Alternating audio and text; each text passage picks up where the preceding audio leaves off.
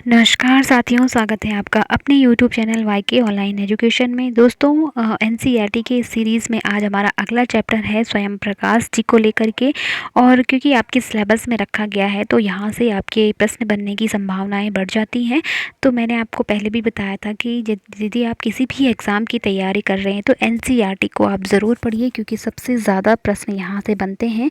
और ये प्रश्न क्योंकि ऑथेंटिक भी होते हैं, बाद में यदि कभी क्वेश्चंस को लेकर के क्लेम होता है या फिर आपके ऑब्जेक्शंस उठाए जाते हैं तो वहाँ पे एनसीईआरटी को ही हमेशा मतलब सर्वमान्य माना जाता है ना।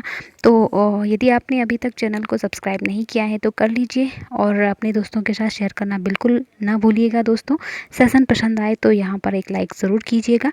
मैं यहाँ पर हिंदी साहित्य और हिंदी व्याकरण दोनों पढ़ा रही हूँ। आपके जो यूकेपीएससी समूह की परीक्षाएं हैं उनके पाठ्यक्रम के साथ, उनके सिलेबस के अकॉर्डिंग मैं यहाँ पे पढ़ा रही हूँ, तो आप लोग हमसे जुड़ सकते हो। तो चलिए बढ़ते हैं आगे, जान लेते हैं स्वयं प्रकाश जी के बारे में।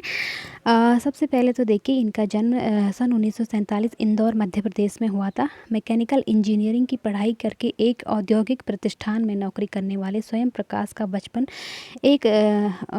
और नौकरी का बड़ा हिस्सा राजस्थान में बीता। फिलहाल स्वैच्छिक सेवानिवृत्ति के बाद वे भोपाल में रहते हैं और वसुधा पत्रिका के संपादन से जुड़े हुए हैं। तो वसुधा पत्रिका एक बहुत ही महत्वपूर्ण पत्रिका है हिंदी की, तो इसके संपादन से ये जुड़े हुए हैं। ठीक, 8वें दशक में उभरे स्वयं प्रकाश आज समकालीन कहानी के महत्वपूर्ण हस्ताक्षर हैं, यानी कि वर्तमान समय में जो कहानी लिखी जाती है ना उसके बहुत ही फेमस ये राइटर हैं। उनके 13 कहानी संग्रह प्रकाशित हो चुके हैं, जिसमें सूरज कब निकलेगा, आएंगे अच्छे दिन भी, आदमी जात का आदमी और संधान उल्लेखनीय हैं। तो ये कहानियाँ आपको याद रखनी है, क्योंकि ये कहानियाँ जो हैं अक्सर पूछ ली जाती हैं आपके पेपरों में। ठीक है, उनके बीच में विनय और ईंधन उपन्यास चर्चित हैं, यानी कि 2 उपन्यास उन्होंने लिखे हैं। बीच में विनय और ईंधन, ठीक है, 2 उपन्यास इनके उन्हें पहल सम्मान, बनमाली पुरस्कार, राजस्थान साहित्य अकादमी पुरस्कार आदि पुरस्कारों से पुरस्कृत किया जा चुका है। मध्यवर्गीय जीवन की कुशल चितेरे स्वयं प्रकाश की कहानियों में वर्ग शोषण के विरुद्ध चेतना है। तो हमारे सामाजिक जीवन में जाति, संप्रदाय और लिंग के आधार पर हो रहे भेदभाव के खिलाफ प्रतिकार का स्वर भी है। रोचक किस्सा गोई शैली में लिखी गई उनकी कहानियाँ हिंदी की वाचिक परंपरा को समृद्ध करती हैं। तो ये इनके कहानियों का विषय है।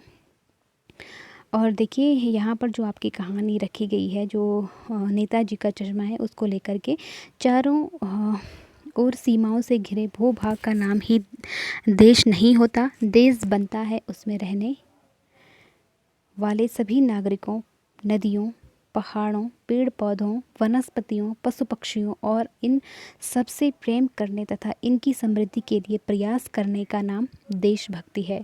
नेताजी का चश्मा कहानी कैप्टन चश्मे वाले के माध्यम से देश के करोड़ों नागरिकों के सहयोग को रेखांकित करती है, जो इस देश के निर्माण में अपने अपने तरीके से सहयोग करते हैं। कहानी यह कहती है कि बड़े ही नहीं, बच्चे भी इसमें शामिल हैं। तो ये इनकी कहानी है, आपको ये ध्यान रखना है। नेताजी का चश्मा कहानी के लेखक कौन है? स्वयं प्रकाश। आपसे डायरेक्ट प्रश्न पूछा जाएगा। ठीक, तो बाकी कहानी पढ़ने की आपको आवश्यकता नहीं है, क्योंकि यहाँ से क्वेश्चन आपके नहीं बनेंगे। लेकिन जो मैसेज आप इस कहानी के माध्यम से, कि मतलब देश में सिर्फ एक ही व्यक्ति से देश का निर्माण नहीं होता है, बल्कि उसमें रहने वाले विभिन्न प्रकार के जो लोग हैं, जो पशु पक्षियाँ हैं, नदी नाले हैं, या जो प्रकृति है, मनुष्य है, उन सब से मिलकर के हमारा देश एक समृद्ध राष्ट्र बनता है। तो इसमें ये मैसेज इन्होंने इस कहानी के आधार पर माध्यम से दिया है।